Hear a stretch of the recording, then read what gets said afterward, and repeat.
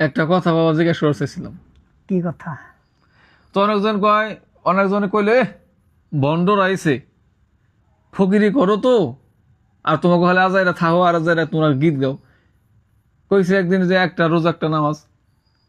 কই এটা তোমরা কোনথা পাইছো তোমরা? একটা রোজা একটা নামাজ জীবন হয় নাকি এটা? ওই যে তামাক পাতা পোতা খায় মাথা তোমাকে ঠিক না, তোমরা এই জন্য কও। বাবা আপনি বাবা আসলে মীমাংসা দিবেন বা জানা না পারলে কবেন যে আমি জানি না। আসলে কি একটা রোজা একটা নামাজ কাদের জন্য বাবা, যদি একটু কইতেন বাবা।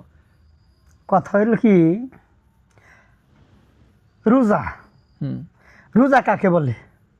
রোজা হলো তোমার দেহের 10 ইন্দ্রিয় শরীর বুকে বাধ্য রাখা, হুম এইটা হলো রোজা। হুম হ্যাঁ, রোজা রাখা বেশি কথা বলা যাবে না, মুখ দেয়া মিথ্যা কথা। মিথ্যা কথা বলা যাবে না। এইভাবে অনেক অনেক আইন কারণ আছে রোজা রাখার। আচ্ছা, এইটা হলো রোজা।